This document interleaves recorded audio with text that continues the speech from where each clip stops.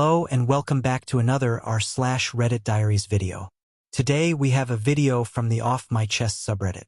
We also have 3 updates to the post. The user AET or 83 posted, "My husband of 20 years is cheating on me with our son's 18-year-old girlfriend. I'm going to use pseudonyms for anyone I reference in this post. I, 41 female, am a stay-at-home mom. My husband, 48 male, whom we'll call Paul, works in finance. We have been married for nearly 20 years. We have 2 kids, whom we'll call Eric, our 18-year-old son, currently a senior in high school, and Mary, our 15-year-old daughter. They are both the lights of my life.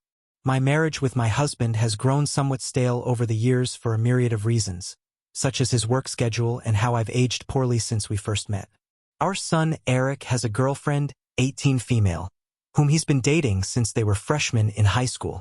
We'll call her Amy. Eric absolutely adores Amy. She's his first love, and she's someone I've always considered as family. This makes the whole situation emotionally excruciating for me. Last week, I inadvertently saw my husband's phone screen and got a glimpse of a text thread between my husband and Amy, our son's girlfriend, and I read what looked like a message of her telling him that she misses sucking his cock. I froze in place, in complete disbelief. I spent most of the day convincing myself that I must have misread what I saw. However, I didn't misread it because, over the last several days, I discovered a file on his computer filled with tons of BDSM porn. He clearly has a porn addiction. He also has saved photos of Amy from her Instagram on his computer. Although they weren't inappropriate, she was fully clothed.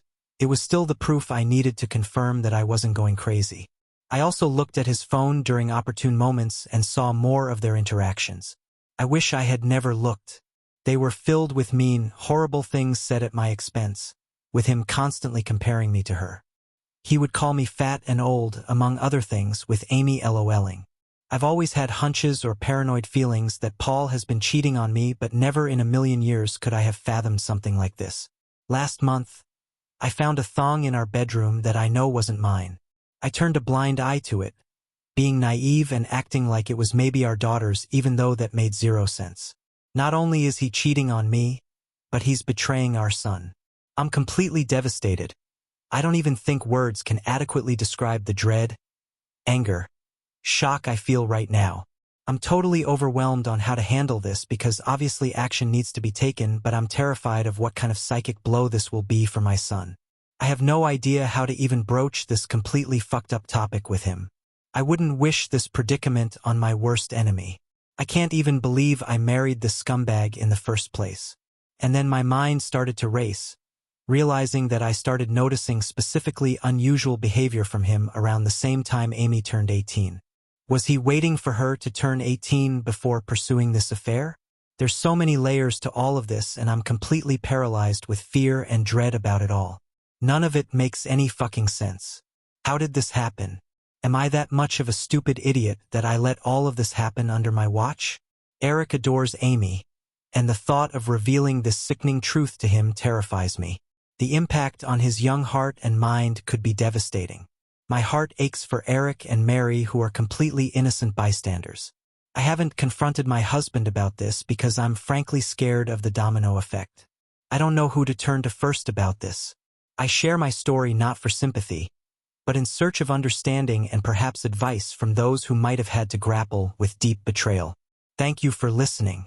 OP posted an update just over a week later. Update: I am divorcing my husband. I told my kids and I spoke with Amy's mom. My brother connected me to a very tough junkyard dog type lawyer. I saved screenshots of all his conversations with Amy. I was only able to get the last 3 months from iCloud. The conversations were mostly flirty and dirty talk. It was hard to stomach, completely sleazy, and I saw several negative things said about me. His call history showed he talks with her for hours pretty consistently. He uses dating apps. I took screenshots of his profiles and all of the active chats he has with his matches. It's very clear he uses a filter to seek out girls who are 18 to 22 or so. I copied all of his files from the computer. He goes on sex chat rooms and forums, and he spends a ton of money on OnlyFans. I rummaged through every possible hiding spot I could think of in the house. He had various toys, blindfolds, cuffs, lubricants, etc. He also had different outfits which looked kind of like a girl's Catholic school uniform and a French-made type outfit too. I picked up Eric and Mary from school, and we all drove to my brother's. They were able to sense something was awry when I picked them up. I delicately told them the entire situation, and I broke down crying. Mary had the most anger, even more than Eric. I met with Amy's mother and told her everything. She confiscated Amy's phone and gave me the entire chat log. It only dated back 3 months ago, like on my husband's cloud, almost as if they both deleted the messages at the same time. She told me Amy sobbed when confronted. Amy basically told her mother that she will never understand and that she and him are in love. I don't want to get into too many details with what else she was saying, but suffice to say, it's very easy to assume that my husband slowly and methodically became a sage-like figure in her life, making her feel she could rely on him, and he took advantage of the fact that she came from a broken home. Amy is also non-stop insistent that their friendship only became romantic/physical recently, and before that, she said he was more of a friend and mentor. I confronted Paul over Zoom. The look on his face was scary. He became red and looked so sweaty. He had anger and panic in his eyes. His tone of voice was very defensive and frightening. He kept yelling the word context over and over again, and that none of that happened. He was unable to speak without constant stutters and intensity. Nothing really made any sense to me. I refused to tell him where I was, and he said I had no right to take his kids away from him, and then he abruptly left the Zoom. My lawyer is filing for temporary sole custody of Mary and a restraining order. Mary is still the most angry. She's totally furious with her dad and Amy, justifiably so, of course. Mary is recollecting moments and times she watched her dad interact with her friends, and she's in knots about it. Eric is very clearly hurting, but he's so strong and very level-headed. He wants to see a therapist. The maturity my kids are showing makes me proud. They don't deserve this at all. We made the authorities aware of everything. I plan on being completely unforgiving and ruthless in this divorce. I'm reflecting on how I've been treated and how it's made me a shell of myself, and how I've had a very negative opinion of myself because of him over the last 20 years. I don't want to let this scumbag get away with it. I want to reinvent myself and move on stronger than ever. OP then posted the second updates a few days after the first update. Thank you again for all the love and encouragement. It gives me comfort and means so much to me. I've received many comments and messages accusing me of faking this story, which oddly also provides comfort because all of this feels unreal even to me. It validates my own feelings that there are people out there who can't even fathom this being true. I wish it were fake. I've been focusing on and worrying about how others are feeling over this, somewhat ignoring my own feelings, which I'm trying to change. I range from anger to numbness like a light switch. We're all safe and still at my brother's house. We're very careful and his house is secured. Paul has tried to call my cell phone several times a day. I am refusing to interact with him, and I will have my lawyer handle all correspondence. He scares me, frankly. My brother has a very secure house with an alarm system and deadbolt locks. We feel safe with him. Both my son and I got checked out and tested. It appears so far that we're both clean based on the immediate rapid tests, but in the coming days we'll know for certain when the lab results come in. I'm not overly concerned. Eric is scheduled to see a therapist early next week, which is very good and needed. He's not himself right now. He seems a bit shell-shocked, and I am concerned. He internalizes a lot, and it's hard to get a read on what's going on in his head. That being said, he's thoughtful and has been talking with me, asking me how I'm doing and everything. He's not interested in corresponding with his dad at all. He calls only my cell phone, and he hasn't tried to reach out to either Eric or Mary. I get the sense that Paul is extremely nervous. He's scared, and I think he deep down knows that if investigated thoroughly, he would be in big trouble. That's what my gut is telling me. I still think about the Zoom call with him, and the more I think about it, the more it looked like he was a man whose entire world was crashing down on him. The panic in his face was very apparent. I offered Mary for me to make an appointment with a therapist as well, but she doesn't want to see one yet. She said she's open to it eventually but wants time to herself. She's been asking her friends about her dad and if they experienced any creepiness from him. Her friends were open and honest with her, and apparently they felt like he stared a lot and sensed his hovering presence whenever they were over.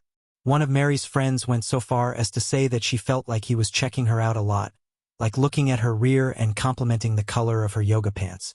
At the time, no issue was brought up about it, but in light of everything that has been happening, it seems strange now.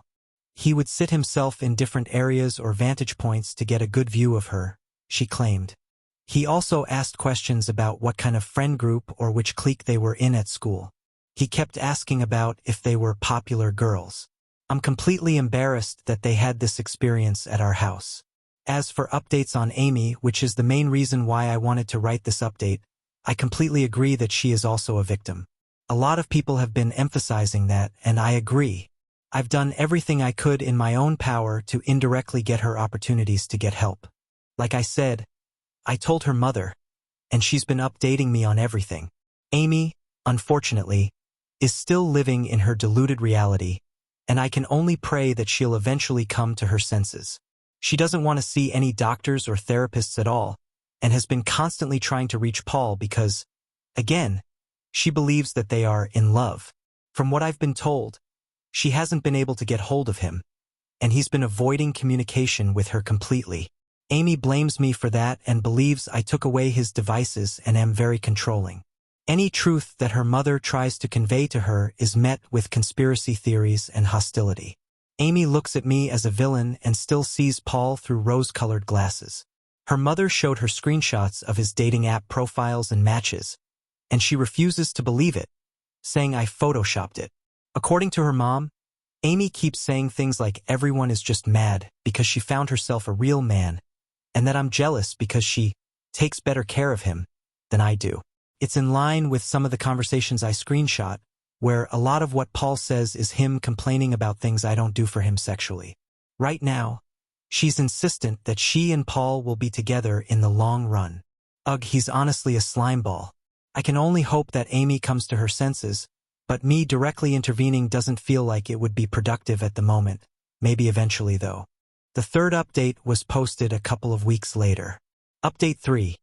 Divorce is underway. Eric is seeing a therapist routinely, and Paul/Amy are meeting up again. The support, again, has been overwhelming, and I'm very grateful. Sadly, I've received a lot of negative/accusatory/harassing private messages from people here who think I'm faking this story. Someone made a comment on some post somewhere, claiming that my story has been debunked, and people believe that person.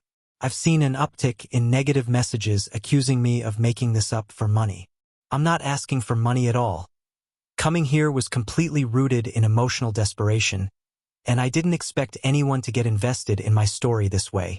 But again, I'm not looking for anything out of this. I have no reason to lie. I'm not gaining anything from this. If you don't believe me, that's fine. I don't care, but the only thing I ask is to not cross the line and start sending me private messages that are mean-spirited or accusatory. The only reason I'm continuing to post is because of those of you who've sent me love here, and the support really lifted my spirits. As for the divorce, it's very much underway.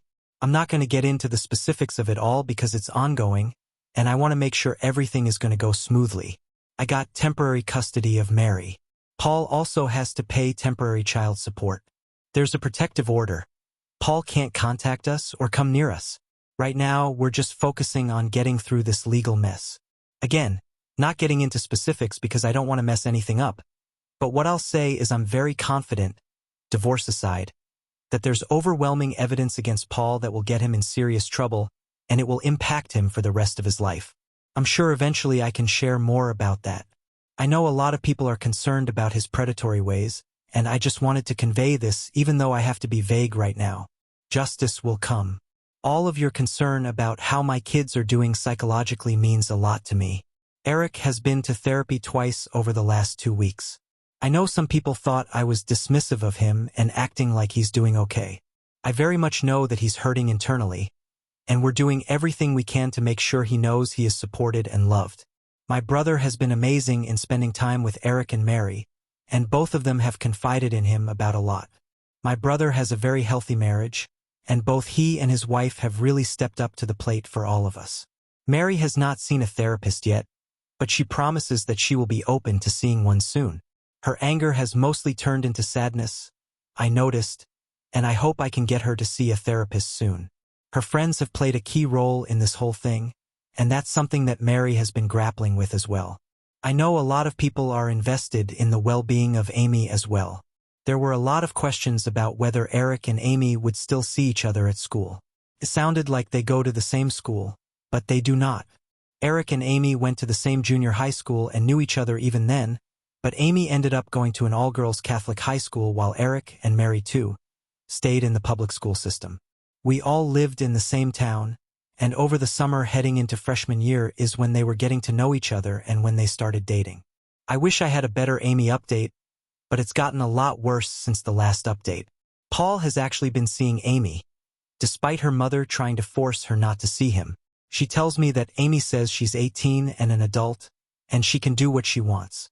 Her mother is in a precarious spot because if she kicks Amy out of the house for defying her, something that she has threatened to do, which I think is a mistake, she would just run to Paul permanently.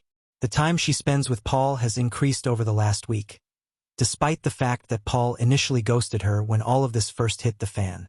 There were some days where Amy would just be gone for hours on end.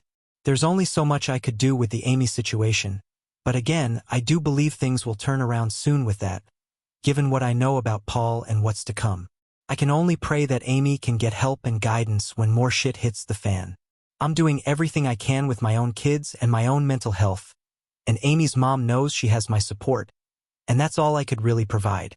We will be sure to provide another update video if OP decides to make any further updates. We hope you enjoyed this video.